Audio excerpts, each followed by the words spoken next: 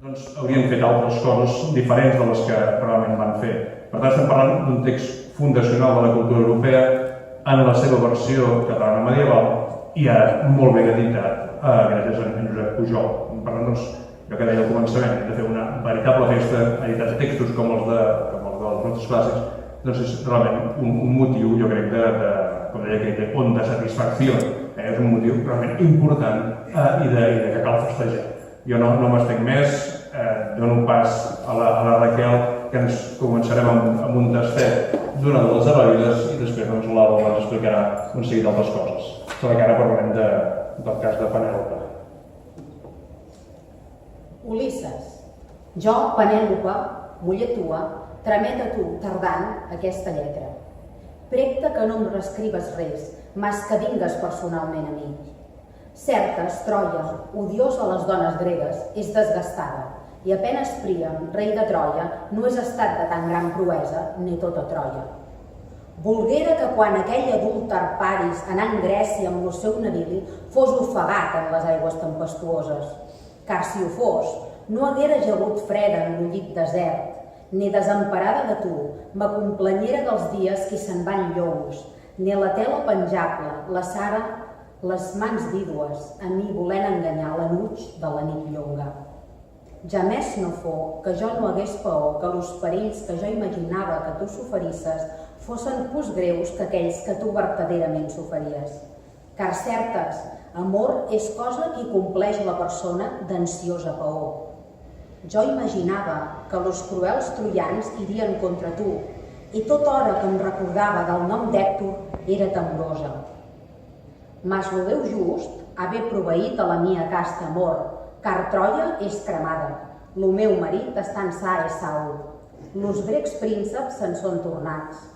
Los altars fumen per los sacrificis, i la presa de Troia és posada danant los déus de la nostra terra.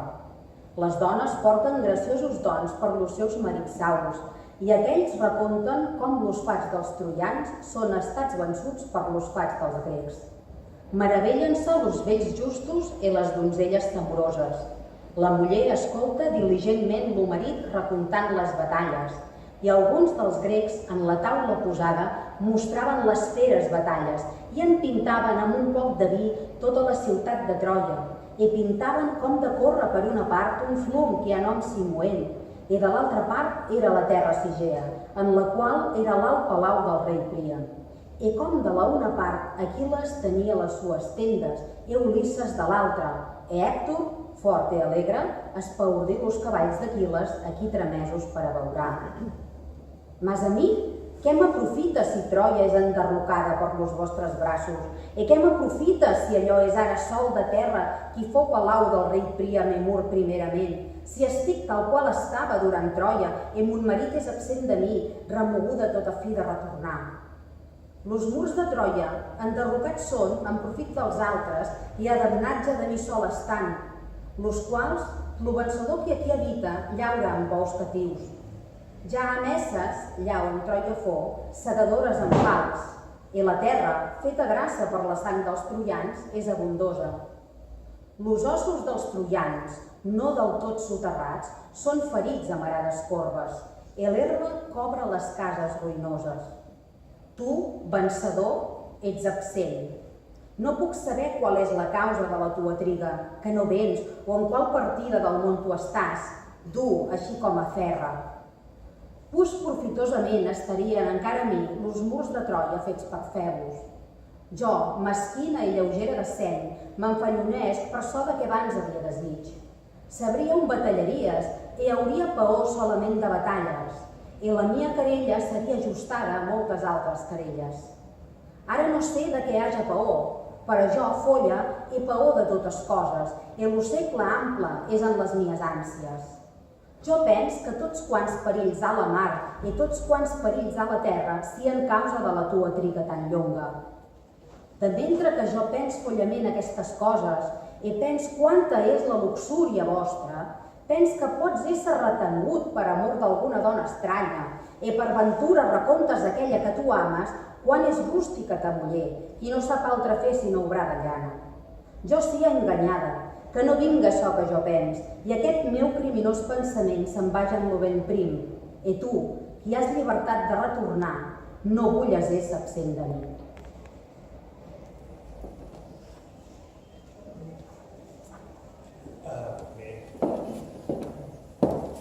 Directament faríem el pas, doncs ara cedirem la paraula a la professora Blaveria, que ens explicarà un seguit de coses sobre Ovidi i el seu context. Doncs l'any passat se celebrà el bimil·lenari d'Ovidi, que va morir a Tomis, que ara seria Constança, expulsat per vida, expulsat per sempre de la vida elegant de Roma d'August per un irrevocable decret imperial. Ens ha anat de ben poc de poder incloure el llibre que presentem avui en el marc dels fastos d'aquest impressionant bimil·lenari. 2.000 anys d'èxit de lectura, amb un punt àlgid del segle XI, perquè el manuscrit de base de les edicions crítiques modernes, llatines, s'entén, és el Parisinus 8242, datat al segle XI, doncs és un rècord universal d'èxit. Jo diria que Ovidi estava més de moda a l'edat mitjana que no pas a partir del Renaixement, quan els humanistes i la impremta van posar a disposició del públic i lector el repertori, diguem-ne l'oficial, de l'herència literària greco-romana, que si ja era inicialment ampli, a poc s'ha anat completant, tal com ha anat sent possible fins als papers d'Opció Reina. Ovidi, encara més que Virgili, que es llegien preceptivament a les escoles per aprendre gramàtica, és a dir, llatí, la llengua del saber, és una mina inexhaurible d'informació sobre mitologia antiga, una clau per entendre el llegat del passat i un repertori encara més inexhaurible de recursos retòrics preparats per a la imitació i l'emulació creatives. Per descomptat, la literatura catalana medieval va plena d'Ovidi. El 1986, a 32 anys, i ho recorda Pujol el pròleg d'aquestes heroïnes nostres d'avui, doncs vaig publicar un article resseguint aquesta presència d'Ovidi a les lletres catalanes medievals a través dels inventaris de les biblioteques, de la memòria literària dels escriptors i sobretot a través de dues traduccions substancioses, la de les Metamorfosis, de Francesc Alegre, que ens va arribar en un incunable de 1494, i les Heroides de Guillem Nicolau, les d'avui, que ens han arribat en un manuscrit del segle XV que és a París. Tinc la gran satisfacció de poder anunciar que al costat del llibre que avui presentem, amb el text i la glossa de les Heroides, també ha arribat l'hora d'aquestes Metamorfosis, que fa 32 anys semblava que s'havien publicat sempre. Les Metamorfosis ovidianes de Francesc Alegre, que estan en premsa en una cura de la Gemma Pallissa en una col·lecció de traduccions ovidianes medievals dels clàssics Garnier de París. La memòria literària ovidiana és a la base de l'obra de Joan Ruiz de Corella i s'ha demostrat especialment incisiva en l'obra d'Ausiàs. Devem a Jaume Torró l'haver posat els punts sobre les is, així com sent dispertès de sa terra. El record de les tristes, d'Ovidi, palpita el poema 111, cum subit ilius tristissima noctis in arbo, quae mi supremum termus in urbe fuit, cum repito noctem quatot mea cara reliqui, l'habitu exopolis, envoltaments. Els versos ovidians tenen un poder musical enganxós i encomanadís. Queden gravats a la memòria dels estudiants de llatí, queden, potser algun dia si continua estudiant joves, estudiant llatí quedaran. En Torró i una servidora n'hem viscut un tast a les respectives adolescències. Els versos ben escandits queden gravats a la memòria i treballen per dintre, engendren imitacions involuntàries, burxen en secret. Un exili viscut com una fatalitat fa vessar moltes llàgrimes i exhalar molts de sospirs. Per un medieval, els camins que s'obren per a l'especulació alegòrica comencen i no acaben. Exilats del cel a la terra per la caiguda dels primers pares, exiliats del perdó de Déu a causa del pecat, exiliats del coneixement a causa de les falses aparences i, segons Marc, exiliats de la mort a causa del desamor. Desamor viscut com un càstig. I és que Ovidi, per moltes metamorfosis i per molts fastos que escrivís, és sobretot el mestre indiscutible de la matèria d'amor. Perquè, com diu Marc, vertader fons son presic, 7:21. No en va, Ovidi va escriure les poesies líriques dels Amores, que canten Corinna, l'Arsamandi, obra frívola i irresponsable, seguida del seu correctiu, els Veneri Amoris, que posen fre al descontrol, i com a culminació va escriure les Eloides, una obra de forta ambició perquè inaugurava un subgènere retòricament potent. Les Eloides són la matriu i origen de tota la literatura sentimental de tota la tradició europea, especialment d'ençà que a mitjan segle XIV, Giovanni Boccaccio va posar en circulació la seva Elegia di Madonna Fiammetta, un llibre que recull curosament totes les lamentacions, queixes, plors, desmais, malestars i penes d'una dona enamorada i abandonada. La Fiammetta, esclar, també la tenim en versió catalana medieval, ben publicada des de fa un coll d'anys, però no sona tant bé com això. Però què són les heroïnes? Sempre s'ha de començar per Ramiero. En Josep Pujol us explicarà els avatars de la seva llarga i fatigosa tasca avui feliçment acabada, Finis Coronataurus. Tornem una mica enrere, però, a l'antic poeta romà, 43 abans de Crist, 17 després de Crist, per això l'any passat, que, malgrat la fama d'immoral i procàs, Ovidi, va ser llegit apassionadament pels nostres avantpassats medievals les estones, dic jo, que no practicaven la penitència. Herois, heroiris, és un terme llatí manllevat del grec que vol dir heroïna, seny i deessa. El masculí és eros, herois, heroi, ésser sobrehumà. El títol de la nostra obra, Heroides, en català sona exactament igual que en llatí, és una simplificació de la forma més explícita de heroidum, de les heroïnes, cartes, no? Heroidum epistole. És a dir, cartes, missives, lletres de personatges femenins d'una categoria superior a la del comú dels mortals. Heroïnes o semideesses consagrades pel mite, la llegenda, la literatura. A l'inici del primer mil·lenni, a Roma, aquesta consagració passava per la cultura grega i Ovidi, per agradar al seu públic, que ho llegia en llatí, va haver de dur a terme una seriosa tasca de recerca erudita per reunir l'ampli repertori de casos que permeten a les seves heroïnes d'expressar-se en forma epistolar. Penèlope escrivint a Ulisses, per començar, ja l'heu sentit. Aquesta és fàcil, Només s'ha de conèixer Homer per trobar els materials escaient i reconstruir mentalment els llocs retòrics de la constància, la fermesa i el dolor d'una esposa que durant 20 anys espera un marit absent, assetjada i sola. Homer el coneixem fins i tot ara, després de l'ensulsiada definitiva de la tradició clàssica. Doncs en llatí això sona així, ara jo intentaré de fer-ho. Ec tua Penelope lento nimite pulixe, nili rescribas tutamen ipse veni. Troia iacet certe danais in aquelles, vix priamus tantito tacta Troia fui.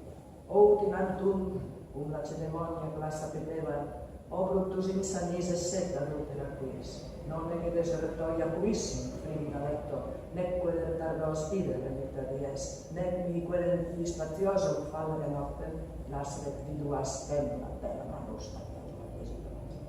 tan industriosa com el marit absent, Penèlope teixeix l'aderia i desteixeix enemics per enganyar l'anuig de l'amic d'ombra, com tradueix Nicolau. Ovidi ens convida a compartir les angoixes, les temences, les incerteses, les esperances d'aquesta dona singular. De tota manera,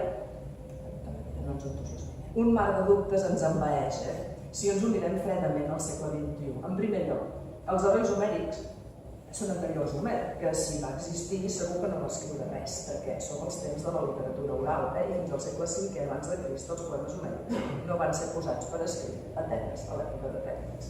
Les cartes fictícies d'heroïnes obeeixen a una convenció, un joc o pretext que totes les introduccions escolars d'Ovidi relacionen amb les escoles de retòrica romanes, on s'aprenia a declamar imitant models i produint textos capaços de convèncer, les suasoriae. Seria capaç de convèncer el lector la carta fingida de Penèlope? Sentiria una esgarrifança a l'espinada compartint la duresa dels 20 anys de viduïtat de la fidelíssima esposa d'Ulisses? Vist des del seu origen, en les tècniques d'una retòrica, que era el cor mateix de la vida cívica romana, i vist l'èxit bimil·lenari del poder de persuasió de les heroïdes, podem admetre que sí que convenç, no? Una esgarrifança a l'espinada.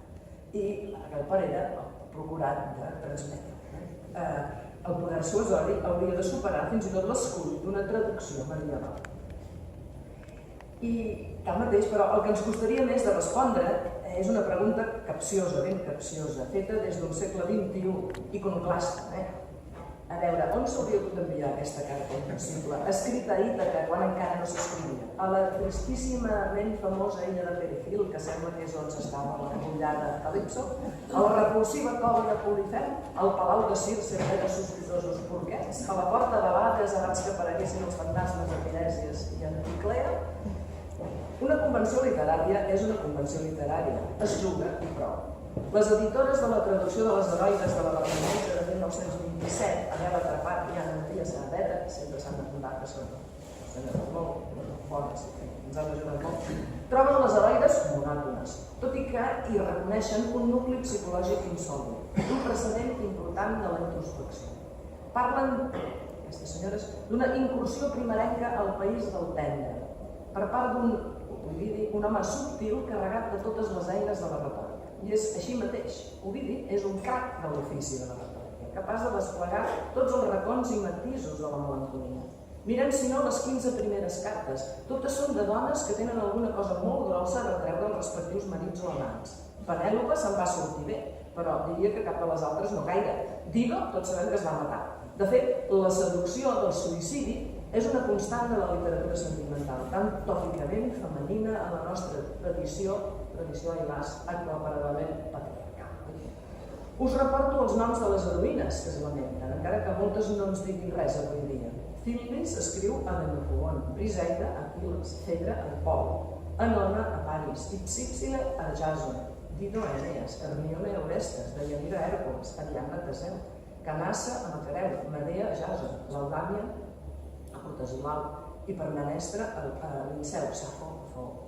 Hi ha molts problemes d'atribució a propòsit de la quinzena de les heroïnes, la de Saó, a Safo, a Fo, i també hi ha forts dubtes sobre l'autoria ovidiana de les que no cita ell mateix els Amores, que són només 8, i potser aquí hi ha moltes mans.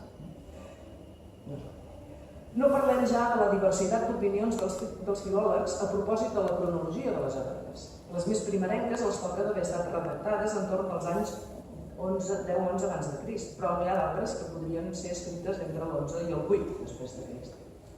Les heroïnes d'atribució més debatudes són les 6 darreres. De fet, ja no són ni tan sols heroïnes, sinó cartes dobles, perquè aquí els mascles, aquests mascles absents, ingrats, però estimadíssims, es dignen contestant. Es tracta de les cartes creuades entre Helena i Paris, de Leandre i Hero i d'Aconci i Ciripa. Aquests dos darrers són avui dos il·lustres desconeguts, però Hero i Leandre, protagonistes d'una llegenda desconeguda a Roma abans que Ovidi la importés, d'unes fonts gregues que ell sabia, són bastant famosos. Si més no, Joan Neus de Corella els va fer reviure en una delicadíssima novel·la sentimental d'allò tan recomanable.